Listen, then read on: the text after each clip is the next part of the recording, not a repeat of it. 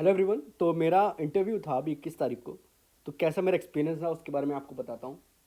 तो मेरा इंटरव्यू लगभग शाम के टाइम हो पाया, लगभग 4:30 बजे के आसपास। तो सबसे पहले मैंने एंट्री लेते ही उनको मैं कम इन बोला और विश किया जाके। वहाँ पर करीब 5 पैनल मेंबर था, जिसमें से एक लेडीज़ थी। तो पैनल मेंबर मेरे अच्छे रहे थे, मेरी किस्मत अच्छी रही इस मामले में कि पैनल मेंबर्स काफ़ी अच्छे रहे। उन्होंने जैसे मैं एंट्री लिया तो मेरी उसके लिए बोला कि आप काफ़ी अच्छे से रेडी हो, मतलब अच्छे वेल ड्रेस्ड करके बोला, एक जो बीच में बैठे हुए थे। तो उसके बाद क्या हुआ कि उन्होंने पहले इंट्रो पूछा मेरे से, मैंने इंट्रो दिया। तो मैंने बताया कि मैंने अपनी बीएससी की है फिज़िक्स केमिस्ट्री से। तो उन्होंने बोला फिर आप बैंकिंग में क्यों आ रहे हो। तो सवाल उनका सबसे पहला यही था। तो मैंने उसका एक रीज़न जो अपने आप तैयार करके गया था, मैंने वो दिया कि मुझे बैंकिंग में इंटरेस्ट है और बहुत ज़्यादा मैं ग्रोथ देखता हूँ सेक्टर में। और आपने बताया कि मेरी पर्सनालिटी इसके लिए सूटेबल है। और मेरी पर्सनालिटी क्यों सूटेबल है ये भी रीज़न दिया है ना, कि मेरे अंदर एक हम वो पोलाइट नेचर है, पेशेंस है, मैं रूड कस्टमर को अच्छे से हैंडल कर सकता हूँ। इस तरीके से मैंने ये सब बातें बोली हैं। और ये भी बोला कि मैं टेक सेवी पर्सन हूँ।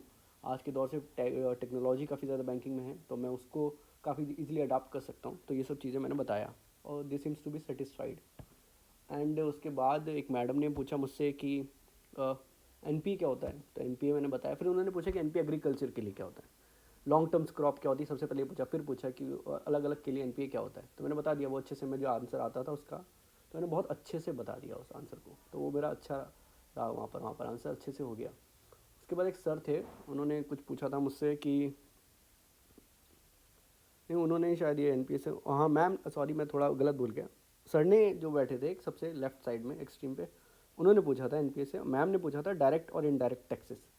तो मैंने डायरेक्ट टैक्स बता दिया, इनकम होता है, इनकम पे लगता है। पर मैं थोड़ा प्रॉफिट वाला पार्ट शायद मैंने बोलना स्किप कर गया, पता नहीं क्या।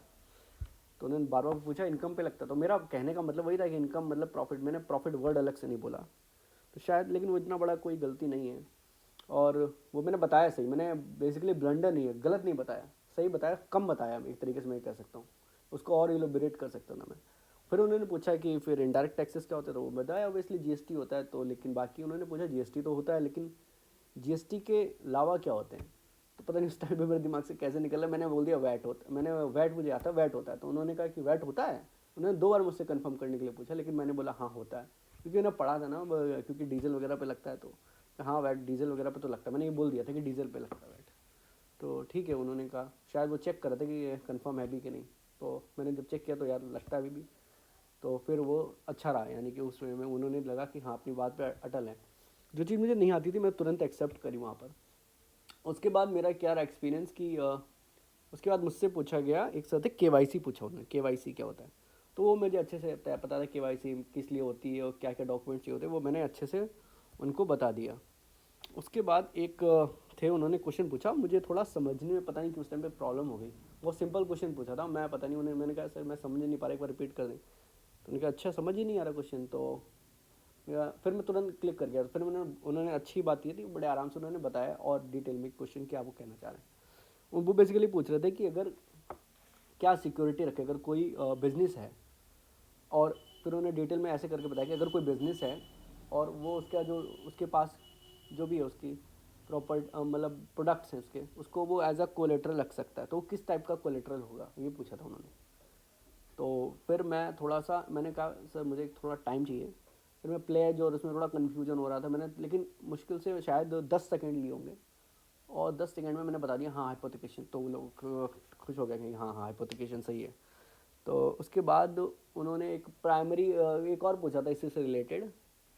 तो वो मैं कंफ्यूज था, तो मैंने कहा श्योर नहीं हूँ। तो सर, तो बीच वाले बोले सर जो सेंट्रल में बैठे थे कि नहीं एक एक बोलो दोनों से फटाफट। तो मैंने एक बोल दिया तो वो सही था, बोलते हाँ तो पता तो है फिर भी। तो वो अच्छा रहा। फिर उसके बाद ये रहा मेन जो था ये रहा। अच्छा, मैंने डिस्ट्रिक्ट से रिलेटेड थोड़ा पूछा था कि अगर आप क्या आपको अपने डिस्ट्रिक्ट में इम्प्रूवमेंट चाहिए होगा, रिच बेल्ट है कि नहीं है, इस तरीके से पूछा था। तो उसका आंसर मैंने थोड़ा सा पता नहीं, मैंने बोल दिया रिच बेल्ट नहीं है। तो उन्होंने कहा आपको क्यों ऐसा लगता है, तो आप क्या करोगे रिच बेल्ट के लिए, ऐसा कुछ क्या करोगे।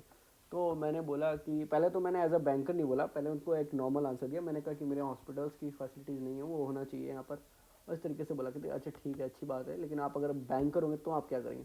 अब मैं वहाँ पर थोड़ा ब्लैंक हो गया, बहुत सिंपल से आंसर थे। फिर मैंने कहा सर फिर भी उन्होंने थोड़ा हेल्प करी कि अरे आप लोन नहीं दोगे क्या इंडस्ट्रीज़ को। मैंने कहा यस यस यस सर। तो वो थोड़ा पार्ट मुझे बस वहाँ पर थोड़ा सा मुझे लग रहा आंसर देना चाहिए था, बहुत बेसिक क्वेश्चन था।